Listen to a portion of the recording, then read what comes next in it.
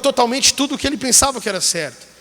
E uma verdade que eu e você precisamos ouvir hoje, meus amados, é que a religião, somente a prática, somente os ritos, sem a presença do Senhor Jesus, sem um encontro, sem a presença de Jesus na sua vida, nas suas escolhas, no seu dia a dia, lá na sua casa, se não ouvirmos a voz de Jesus, se não tivermos Jesus, se não conhecermos Jesus de fato, sabe, meu amado, pode virar na verdade até uma perseguição contra o próprio Jesus. Então, um zelo muito exagerado, que foge do equilíbrio, sem uma revelação da palavra, pode na verdade se tornar violência contra o irmão, violência contra a igreja e consequentemente violência contra o próprio Jesus. Então a conversão de Saulo, ela não foi uma simples troca de ideia. Pensava de uma forma e passou a pensar de outra forma sobre um assunto, mas foi algo muito profundo, foi um terremoto ali que acontece no coração, na alma de Paulo, balançando tudo aquilo que ele achava que era uma verdade. E nós vemos no texto, e a partir do texto, que é a própria mão de Deus intervindo, entrando na história daquele homem, dizendo: chega, para o seu eu acabou, ô Saulo, a sua parte termina aqui, agora começa a minha parte, agora será a minha ação na sua vida. E é isso que o texto de Atos 9 nos mostra, o processo divino, o processo do próprio Deus, para salvar a vida de um perdido, como Deus age quando Ele resolve transformar o futuro de alguém, quando Ele resolve transformar o destino de uma pessoa. Então Deus vem e Ele interrompe, Deus confronta, Ele quebra, não existe mais continuidade naquilo que Saulo estava fazendo. E aí de uma hora para outra, gloriosamente o Senhor vem e reconstrói, Ele faz tudo novo. Eu gostaria de, junto com você, meu irmão e minha irmã, ver como essa graça, como esse favor, essa bênção de Deus totalmente gratuita, vem para interromper aqui a vida de Saulo, e depois começar uma vida nova sendo Paulo, e como Ele pode fazer, e faz isso nas nossas vidas também. Então, em primeiro lugar, nós vemos aqui que a conversão, aqui de Saulo para Paulo, a conversão de um coração, de qualquer pessoa, ela começa quando Jesus tira alguém do seu caminho. Quando Jesus nos tira do caminho que nós estamos trilhando. O texto aí do capítulo 9, nos versículos 3 e 4, a minha versão aqui NVI dizem assim: de repente, de uma hora para outra, uma luz vinda do céu brilhou ao seu redor, ao redor de Saulo. Ele caiu por terra e ouviu uma voz que lhe dizia: Saulo, Saulo, por que me persegue? Agora, meu amado, preste atenção nesse cenário. Saulo, ele não estava numa reunião de oração, estava? Não. Ele não estava numa reunião de oração. Ele não estava numa crise existencial: a quem eu sou? De onde eu vim? Para onde eu vou? Também não. Ele não estava perdido. Ele estava duvidando da sua fé? Não. Ele sabia exatamente aquilo que ele estava fazendo. Pelo contrário, ele estava no auge do seu zelo.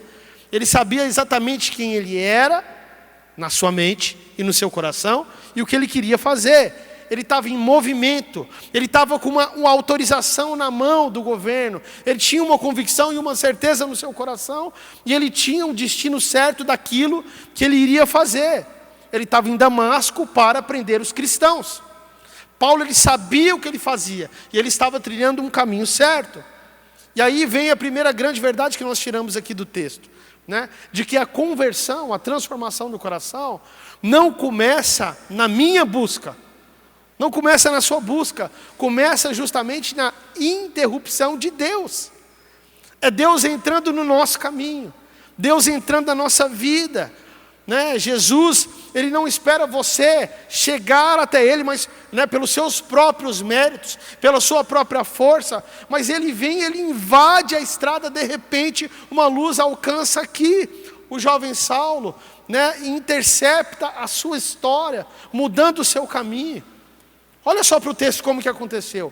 O texto diz que uma luz veio do céu. E nós vemos que essa luz não era um refletor. Ou era? Né? Não era uma energia, nem tinha isso na época. Não era uma lanterna, não era uma tocha. Mas era a glória do próprio Cristo ressuscitado. Aquele que Saulo achava que era um impostor morto, estava vivo, glorioso, soberano e falando diante de Saulo. Aquele que era o perseguidor, ele foi cercado pela presença daquele que ele negava no seu coração. Em segundo lugar, o texto diz que ele caiu por terra. E aqui nós temos uma simbologia, um símbolo muito poderoso, porque diante da glória revelada de Cristo Jesus, meu amado, ninguém tem condições de ficar de pé.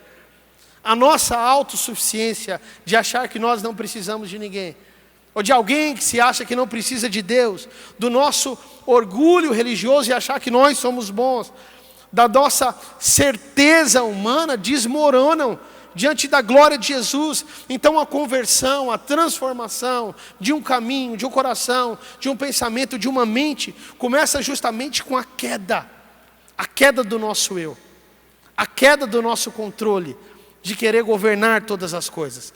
Em terceiro lugar, nós vemos uma pergunta que muda tudo. Jesus fala: por que você me persegue? Saulo, por que você me persegue? Jesus faz uma declaração que é a mais chocante do texto aqui para Saulo, e de algo que eu quero falar hoje. Não é porque ele não diz: Paulo, por que você persegue os meus seguidores? Jesus falou isso para ele? Não. Jesus falou: Saulo, por que você me persegue? Só que veja bem, Paulo estava perseguindo Jesus? Não, Saulo estava perseguindo os cristãos, estava perseguindo aqueles que seguiam Jesus. Mas Jesus pergunta: Saulo, por que você me persegue? Então Jesus se identifica totalmente com a sua igreja. Ou seja, tocar nos filhos dele é tocar nele. Ou seja, tocar em você é tocar no próprio Jesus. Quando alguém toca na própria igreja de Jesus, está tocando em Jesus. Perseguir a igreja então é declarar guerra contra o próprio Cristo. Amém, igreja? Estão me entendendo? Estão comigo? Amém? E agora, eu gostaria que você olhasse para cá com o seu coração. Porque o que isso tem a ver comigo e com você? Meu amado, um encontro real com o Senhor Jesus que nós vemos aqui acontecendo, não é você achando Jesus, mas na verdade é Ele achando você no seu caminho, Ele achando você na sua trilha, Ele achando você no seu ego, no seu pensamento, se encontrando com você e te convertendo de uma direção para uma nova direção.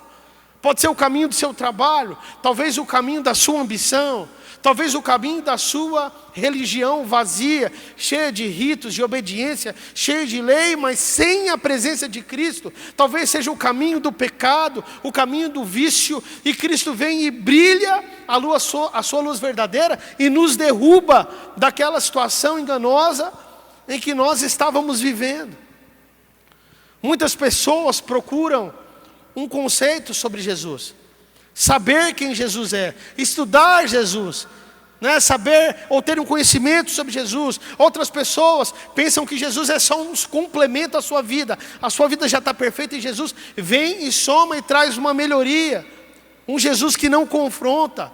Só que, meu amado, o Jesus da Bíblia não é um Jesus bonzinho, não confunda. Ele é um Jesus que é bom, maravilhosamente e perfeitamente bom, mas não bonzinho, porque Ele é uma pessoa soberana, uma pessoa que tem o governo em suas mãos sobre a vida e sobre a morte, que faz uma pergunta aqui que corta a alma: por que você está fugindo de mim? Por que você não está ouvindo a minha voz? Por que você está me ignorando? Porque mesmo no meio da sua religião vazia, você está lutando contra o meu senhorio. Esse tipo de pergunta de indagação que o Cristo Jesus da Bíblia nos faz. Porque, meu amado, se a nossa fé, aquilo que nós dizemos que acreditamos, nunca foi interrompida, se Jesus nunca confrontou a sua autojustiça, o seu achismo em achar que está no caminho certo, o seu orgulho, o seu caminho, meu amado, então talvez nós devemos nos perguntar: Devemos nos indagar: será que eu já me encontrei com Jesus de verdade? Será que assim como Saulo eu tive um encontro com Jesus? Olha o que virou a vida de Saulo depois que ele se encontrou com Jesus. Faça uma comparação com a sua vida. Eu faço uma comparação com a minha vida. Será que realmente eu fui transformado? Ou será que eu vivo somente com uma ideia que eu tenho sobre Jesus? Um pensamento que eu tenho sobre Jesus? Porque a conversão verdadeira, a conversão genuína, ela não é uma melhoria de vida. Jesus não veio para melhorar a sua qualidade de vida, para fazer com que você tenha momentos bons, para fazer com que você tenha uma vida melhor. Meu amado, é uma interrupção. Stop, para, agora, cessa, né? É passar de eu estou no controle da minha vida e da minha espiritualidade, para: Senhor, o que queres que eu faça? Qual é a direção do Senhor para a minha vida? O que o Senhor quer que eu faça hoje?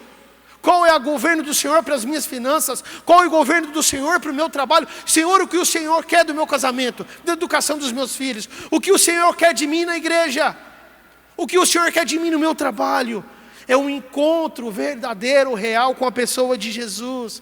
Meu amado, se esse encontro não acrescenta, não muda, não acrescenta diferença na minha vida, meu amado, é seu Jesus que vem e interrompe com a nossa vida, para que Ele possa se tornar o centro, a parte mais especial, a prioridade, o motivo pelo qual eu tomo as minhas decisões. Não é sobre se você conhece a Jesus, mas é sobre quando foi que Ele te encontrou e tirou você do seu caminho, amém? Amém, meus amados? Glórias a Deus por isso. Em segundo lugar, a conversão, ela tira totalmente a nossa visão, a visão que nós temos da vida e de todas as coisas, para te dar uma nova visão vinda de Deus. Olha o que diz o versículo 8 do capítulo 9. O texto fala assim: Saulo levantou-se do chão e, abrindo os olhos, não conseguia ver nada. Escuridão. Ele levanta, ele ouve a voz de Jesus, ele se levanta, mas ele não consegue enxergar. Eu gostaria que nós pararmos por um momento aqui para sentir o peso disso, a importância desse simples verso, meu amado, porque Saulo obedece a voz. O Senhor pede que ele se levanta e ele se levanta. Ele sai do chão, ele sacode a poeira, só que quando ele abre os olhos existe escuridão. E um segundo atrás ele via com muita clareza, ele seguia um caminho, ele sabia para onde ele ia. Ele tinha convicção de que ele estava obedecendo ao Senhor, mas agora ele não enxerga mais nada. Está na escuridão. O fariseu, diferenciadíssimo, elite das elites, que enxergava tudo, o mestre da lei que tinha resposta para todas as coisas, agora está completamente cego. E é necessário que eu e você entendamos algo aqui que é muito importante, porque essa cegueira não foi um acidente de percurso, não foi algo que aconteceu ao acaso, né? Não foi um azar, mas foi um ato pedagógico de Deus. Deus está ensinando algo aqui para Saulo, e está ensinando algo para mim e para você, porque durante toda a sua vida, Saulo ele achava e tinha certeza que enxergava, ele via a lei, ele olhava e via, enxergava a tradição. Ele via nos cristãos uma seita perigosa que precisava ser eliminada, só que espiritualmente falando, ele era cego para a verdade. Espiritualmente falando, ele achava que enxergava, mas na verdade era um cego. Agora Deus vem e inverte tudo. Ele tira a visão física para começar a dar ao jovem Saulo uma visão totalmente espiritual das coisas. Então, esses 3 dias de escuridão na vida de Saulo, de jejum, de silêncio, são talvez os mais importantes de toda a vida daquele homem. Sabe por quê, meu amado? Porque neles Deus não estava formando Paulo, mas Ele estava desmoronando, desmontando, derrumando, né? Desmontando Saulo. Estava destruindo tudo aquilo que era antigo e fazendo algo novo, quebrando todo o orgulho farisaico, a autoconfiança que ele tinha, né, da sua intelectualidade, do seu conhecimento, a certeza do religioso, Deus estava desmontando todas essas coisas. Então esse é o processo do oleiro. Esse é o processo do Senhor de reconstrução, para fazer um novo vaso.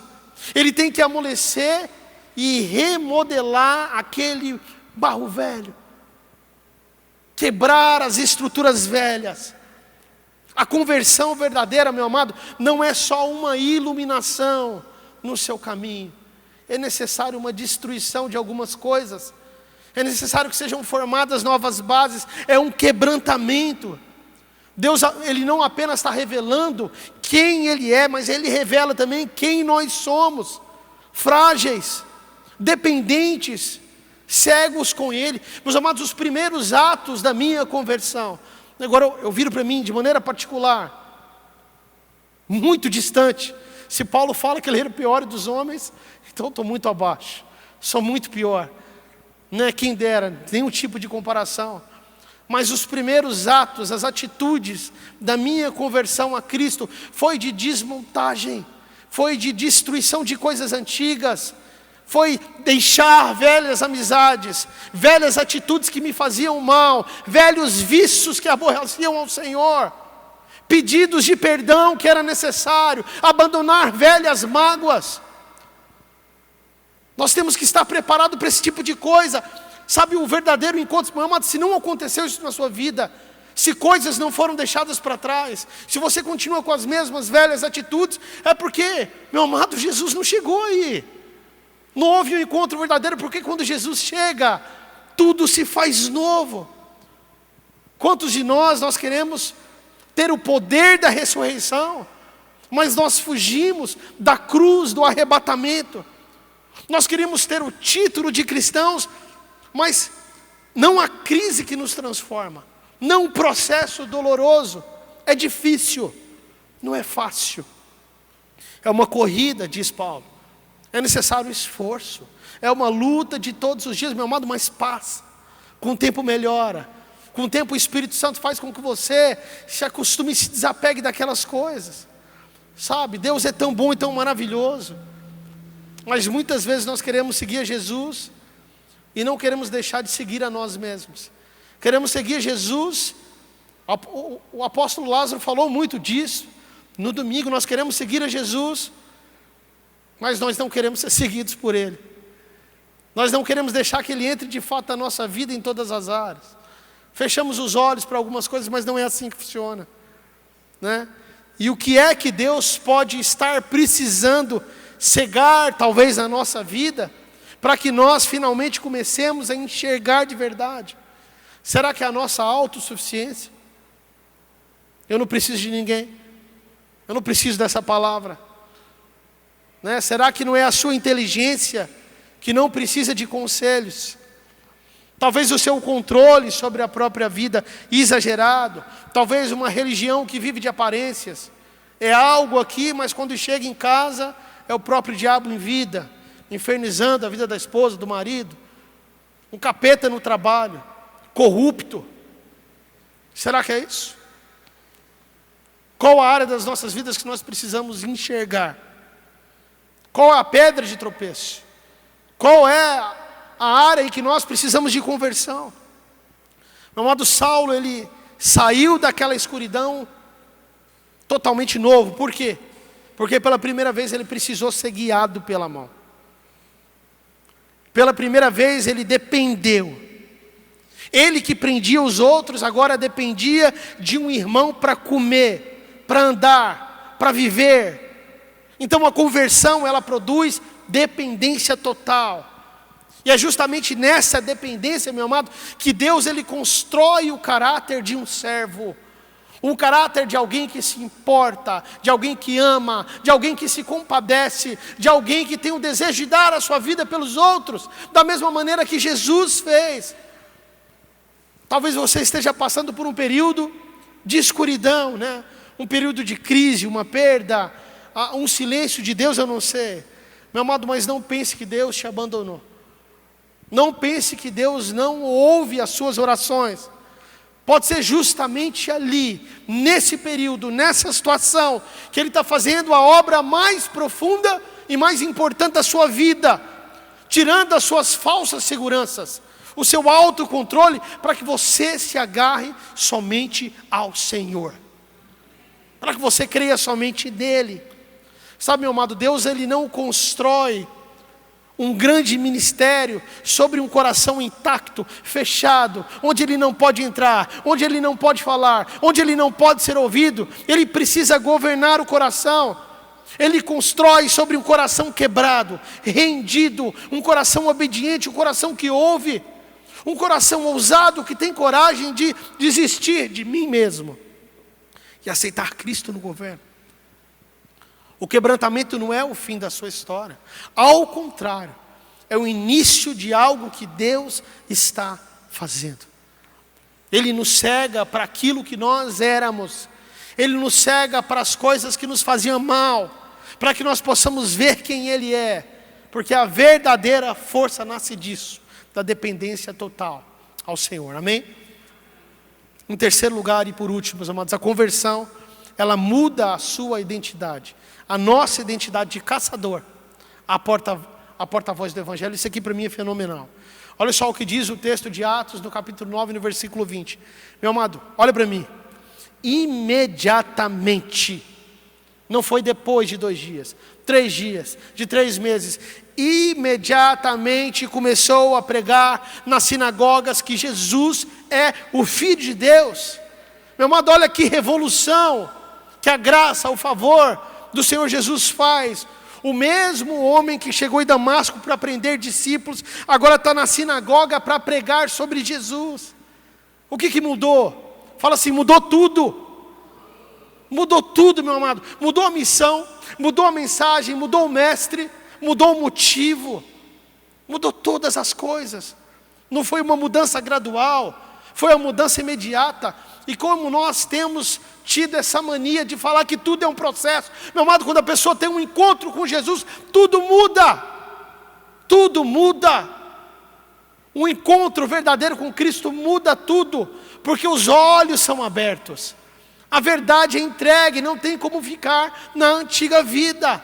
A palavra no original aqui, no grego, é no mesmo instante, sem demora. Sabe por quê? Porque quando Cristo realmente alcança o coração, quando Cristo realmente te alcança, você não precisa de um curso de teologia, de um processo demorado, para começar a testemunhar, não. Para outras coisas, sim. Mas para começar a testemunhar sobre o amor de Cristo, você precisa abrir sua boca e contar o que aconteceu. É só abrir a boca e contar aquilo que Cristo fez. Eu acho isso lindo. Porque Deus, Ele não desperdiça nada na nossa história. Deus, Ele usa ainda quem nós somos, porque nós nascemos com dons e talentos. Nós nascemos para a glória de Deus. Você nasceu para a glória de Deus. Pode ainda não ter a coragem de abrir a sua boca para pregar, mas isso foi inserido em você. Você nasceu para a glória do Senhor. Pastor, eu prego com o meu testemunho. Mentira. A pregação é com a boca, é com o verbo, é falando, é na palavra que tem poder. Nós temos sim que dar testemunho e isso fala alto, mas nós temos que abrir a nossa boca para testemunhar aquilo que Jesus fez nas nossas vidas, meu amado. Olha só que maravilhoso que Jesus fez na vida de Paulo. Ele usou a história dele, ele continuou a usar o conhecimento nas escrituras que Saulo tinha, que Saulo usava para atacar, agora ele usava para anunciar. O zelo que queimava no seu coração para perseguir a igreja, agora ardia a favor do Evangelho. A coragem que ele tinha para enfrentar, a posição continua a mesma, só que mudou de lado. Agora é pelo lado de Cristo Jesus. Meu amado, isso é graça redentora. Isso é resgate de Cristo. Jesus, Ele não apaga todo o nosso passado, mas Ele traz um novo significado. É viver para a glória de Deus, amém? Para a glória do Senhor.